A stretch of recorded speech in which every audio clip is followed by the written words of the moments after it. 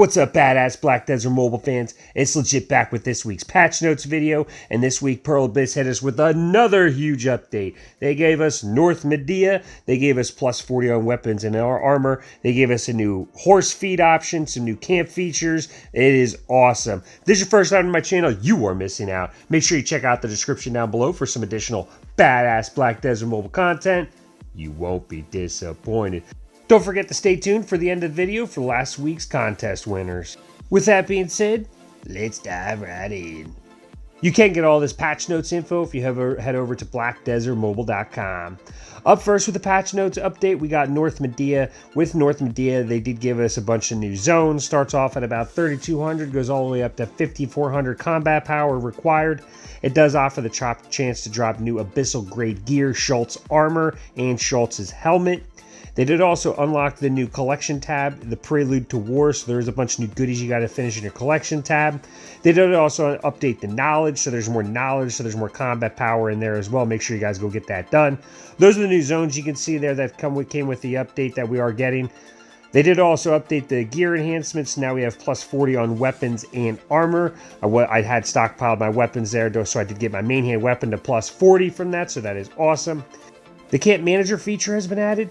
This will definitely help you out completing tasks, collecting food, sending workers out in your camp, so it'll definitely help you save some time there.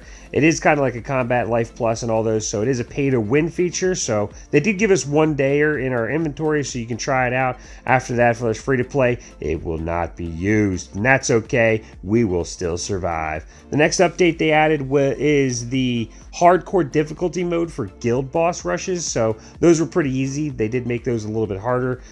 They did add the cherry blossom theme. This you can see throughout different towns and in your camp. They did also add an event for the cherry blossom, so you can add cool looking stuff to your camp. They did introduce the new horse feeding feature. You can obtain feed by hunting an area with your max level horse, where your horse can gain experience through the field, ancient runes, or boss rush. This is a really nice feature they added, so that way you can continue to maintain your bond effect while you level up other horses. You can manage this through the stable in your camp as well. Patrizio got an update as well. He now has a chance to drop mystical crystal sacks and mystical grade gear. I've already seen somebody on my server get these items for 42 million silver. They sell for 85 million, so it can be worth it. So check out the guy that wasn't worth it previously. They fixed node wars, thankfully. I don't even know why this had to be a fix, but they did fix it. They adjusted the HP and attack damage of elephants, ogres, cannons, gates, guard towers, and the relic. So that is nice. They're not getting killed in 2 shots now. The elephant isn't gone before he even spawns. They did fix the boss rush Uraka. He doesn't have that load timer. You can skip that now. There's a couple smaller UI fixes here, but there is some bigger ones. They fixed an issue with character's recovery skill. In the extension classes, it includes the following description, not path and glory. They took that out. Boss rushes, they fixed an issue where users would get stuck in certain areas when autoplaying. I did have that issue, not just in Executioner, but in other ones as well. For bigger updates, they did change the branch damages. They increased the activation rate of Ahib skill branch and increased the damage dealt upon activation. For PvP, they adjusted so that the damage will no longer be reduced when moving away from the target.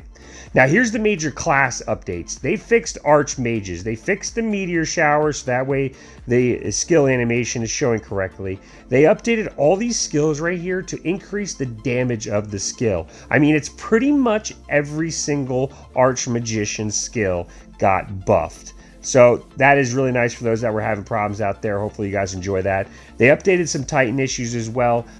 They did fix a couple things for the Titan as well. They fixed Falling Rock, and now activates naturally while evading. They fixed Lava Piercer, Beastly Wind Slash, Smackdown, Fearsome Tyrant. So there was definitely some fixes needed to be done. They increased the damage of some of these skills as well, so you can see Fearsome Tyrant before and then after. So they increased it about 40% total damage.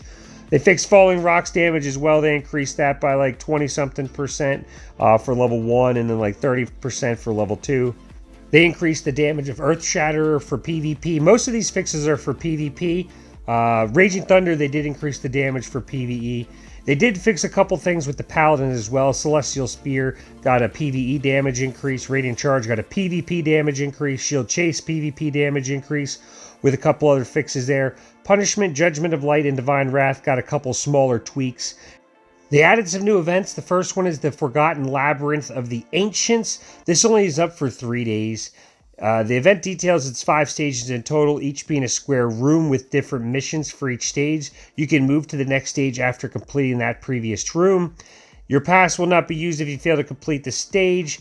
This event does go from 1,200 to 2,200 every day for the next 3 days. So make sure you guys pay attention to that. Before we get into the goodies, let's talk about the events that we have.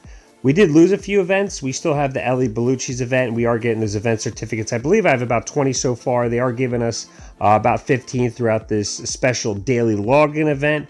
So we did get some new events. We got the Cherry Blossom Festival event. You can get these cherry blossoms by farming field drops throughout the world. They do offer the chance you can trade them in for goodies to spruce up your camp, as well as some more fair blackstones and then grand armor blackstones. Now, those grand armor blackstones looks like it's like Lucky Charms or something, so or a 4-leaf clover. So it looks like we're gonna have maybe another event or something that drops those down the road for the grand ones. We don't have that at the moment.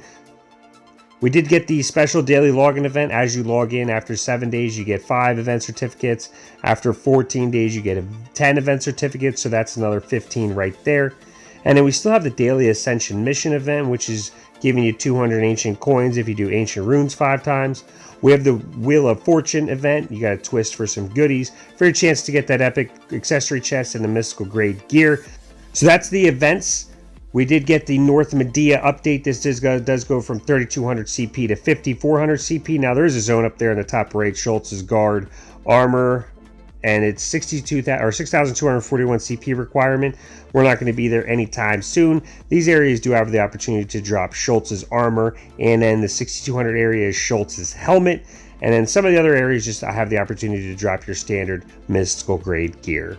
Don't forget they upgraded weapon and armor enhancements, so now you can get the plus 40 on your bad boys for weapons and armor. I did stockpile my weapons, so I was able to get my main hand weapon to plus 40 and then my offhand to plus 36. So that is awesome. Make sure you go get that done.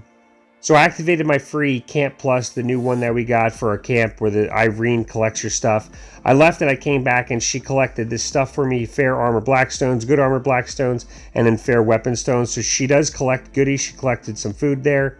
You can get the Irene on the right over there if you have this activated, and you can see what she'll collect in the bottom over there, and you want to make sure she's turned on. And then it does use feed that you have, so you want to make sure you have a feed stored in your camp. So I do have the sunflower seeds, and then she can just pick right from those. And then every time you come back in here, she collects everything for you automatically to save you some time. The new horse feed feature is, you can find this in your stable. You can see it at the bottom down there. You can select the horse that you don't have that's level 5 and you can feed it. Now, if you farm with a horse that's max level in an area where you get experience, you actually get horse feed, and then you can get other horses and level them up with that feed. The benefit of that is previously you're constantly leveling up your horses, so you never had the horses, top tier horses bond effect or its benefits. Now you can have those benefits and continue to level up other horses. You can find Patrizio in any town, and he now offers the chance to purchase mystical grade gear. You can purchase this stuff from him up to 20 times per day. It does cost 10 stamina to refresh it, just to be able to see what the item is, to be able to buy it. I do try it a couple times here. I don't have any luck. I do know a couple people on the server who were able to find that on there and then purchase it for about 42 million silver, sell it for like 80 million and make some profits, or keep it, either way. So check out Patrizio, see if you have some luck with him. So last week on one of my videos, I was running a contest. There was a chance to win 50 black pearls. There is the opportunity for 2 people to win this contest. You just had to type partner in on that video. I did go over to a website and check this out. If you are a winner of one of these, you have to find a way to contact me, whether my DM, and you have to have proof that you are who you say you are. So for the first winner, we have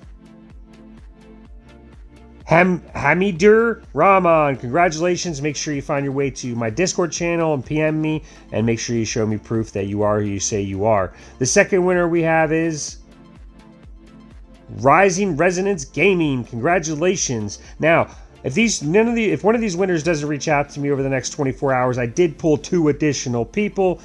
If one of those doesn't reach out to me, I'll find a way to reach out to the 3rd or 4th person on the list so they can redeem their reward. Thank you guys for tuning into this week's Patch Notes video. It was a big one. With that being said, I will see you next time.